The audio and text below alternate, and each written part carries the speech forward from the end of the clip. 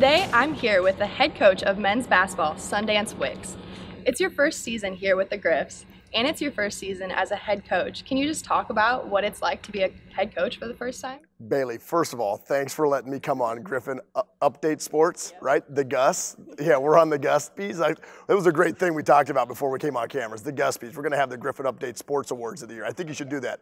But when it comes to being a coach for the first time, I liken it to, I'm a big movie guy. So I liken it to Groundhog's Day. If you've ever seen Groundhog's Day with Bill Murray, he wakes up every day and he's repeating the same day over and over again, except each day he learns a new life hack. Like he learns to help the guy from stopping to step in the wet pothole.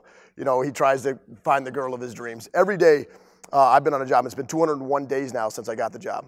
Who's counting, right? Fairly you. 201 days since we've got the job. It's our 54th day as a team together, and it was our fourth practice, or our fifth practice today as a team together. So it's been a learning experience, to say the least. I tell people, like, I'm writing down stuff every single day, so I'm forgetting more than I'm remembering right now, but I'm going to look back a year from now and find out which things that in our program that we want to put Miracle Grow on and continue to do, and the things that we want to poison and get rid of.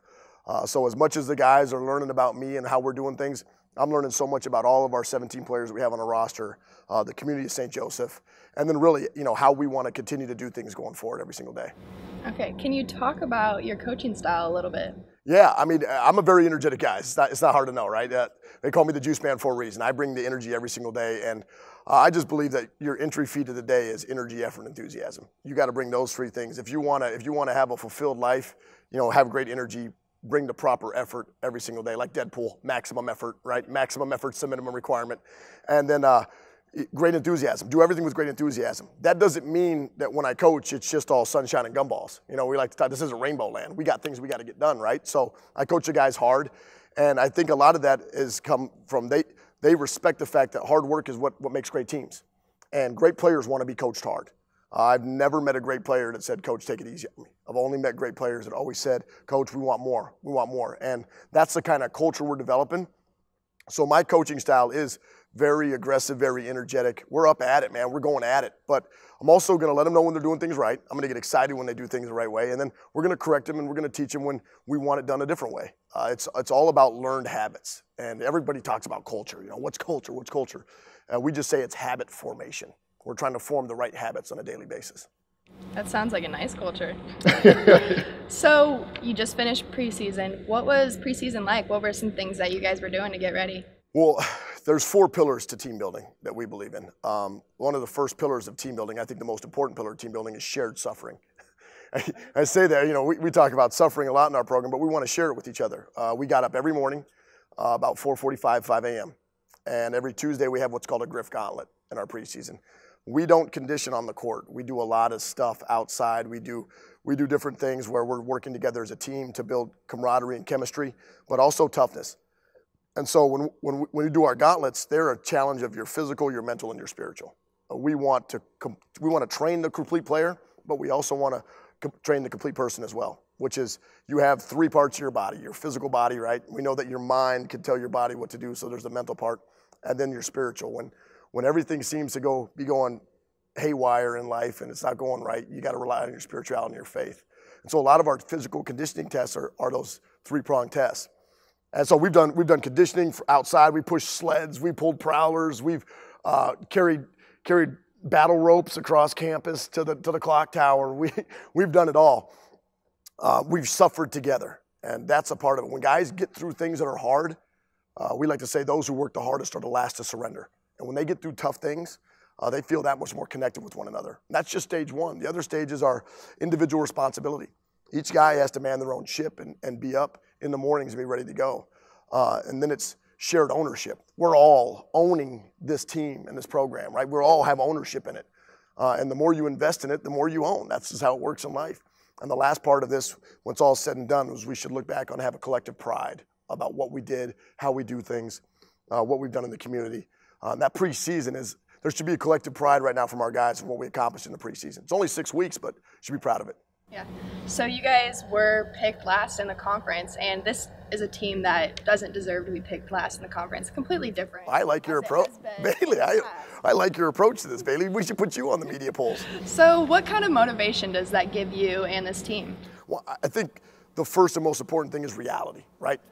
Reality and perception, two different things. You know, someone else's perception of our reality, right? That doesn't make a whole lot of sense. But what we do is tell guys is this is where they think we're at.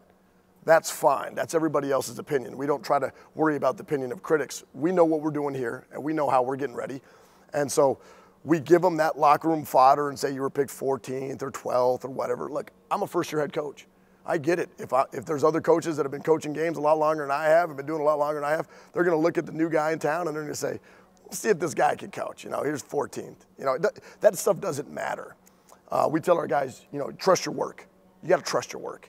And if they're really buying into what we're doing, then they know that we're working hard. But we tell them we're not the only team that works hard. There's a lot of teams in the country that work hard.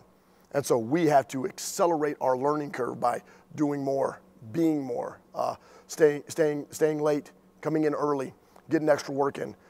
You can't speed up learning, but you can study harder. Right? So you just can't. You can take in some knowledge, but you can't speed the process up. But you can go study harder. You can stay early. You can't stay late. Can't come in early. Right? That's what we want our guys to do, is to study harder. And I definitely have been noticing that in the guys. I mean, I was here out at your first practice at the beginning of the week, and you guys had over 2-hour practice, and you guys had guys that were staying after still. It's like, that's dedication, and that's awesome to see in this program. You know, it's funny because I try to tell our guys, though, like, that's just the minimum requirements, maximum effort. That's just the bare minimum. There's a lot of kids that are staying late. I mean, in great programs, if we want to be a great program, we got to play against the invisible opponent, the people that we can't see, that we're expecting their best all the time. Okay, so one final thing, you call yourself the Juice Man. What is the juice? Well, you got juice too, Bailey. I do. All right, everybody's got juice, right? Okay. And so the true essence of juice is your spirit, you know, who you are, your soulful being, right? We're all soulful beings. And the true essence of your juice, because I always say, bring your own juice. You can't bring my juice, right? I got mine, you got yours. But when you bring your own juice, it means that you're accepting who you are as an individual. We're accepting everybody's differences. The highest form of love is agape. It means unconditional love, right? We don't care who you are, where you're from, what you look like, how small or tall you are, you know, it doesn't matter. What we do is we love you unconditionally. So your juice is your spirit. And when you really fully accept that and you bring that out every single day, it's a beautiful thing. You start seeing people being comfortable in their own skin and transforming lives, because we have 4 rules to bring in the juice. 4 rules to bring in your unique spirit. The first rule is you got to wake up and pay the fee. And with the young kids, they say, stay woke, right? Stay yoke, or stay woke. You know, you stay yoked, that's like an egg pun right there. So you got to wake up and pay the fee, and that's energy, effort, and enthusiasm. All right, so you take those 3 things like we talked about, those are the entry fee to today. The second thing is you got to say yes to opportunity. There's too many times people say no to stuff. I mean, this is an opportunity for me to get in front of you and Griffin Update Sports and talk about our program. That's important to me. And so you say yes to more opportunities, and more things happen in life for you. The third rule is you got to go to war with yourself, because you're going to have bad days. We're human beings. We're allowed to have bad days, but we can't have down days. You're not allowed to show a defeated face to someone in here, because I just think we're supposed to uplift people. We're supposed to pick people up when we see them, high five them, no flybys, right? So you could have bad days, just don't have down days. Hashtag NDD, no down days. And the last rule of the juice, the last and final rule of the juice, is you can't take any credit. Because once you start transforming and you see good things happen, you're going to want to pump your chest and say, I got the juice, baby.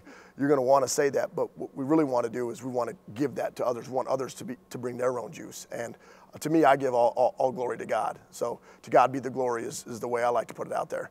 And so I know He's given me a gift of energy, and if I don't use it, I believe He's going to take it away someday. So I got to bring it every single day. And I just hope our players do that. And when our players start bringing it, and they start bringing it, they start giving it away. And then more people start to bring the juice. And now we call it the army of energy givers. They've surrounded us, Bailey. Well, that's awesome. I definitely feel like I have the juice now. You've always had the juice. Yeah, but I didn't know for sure. But well, now you know how to summon the juice, right? Now you know how to summon the juice. I got it. Well, I'm super excited to see what you guys do this season. Thank you so much for taking the time to talk with me today. Bailey, you're awesome. Thank you. Griff up.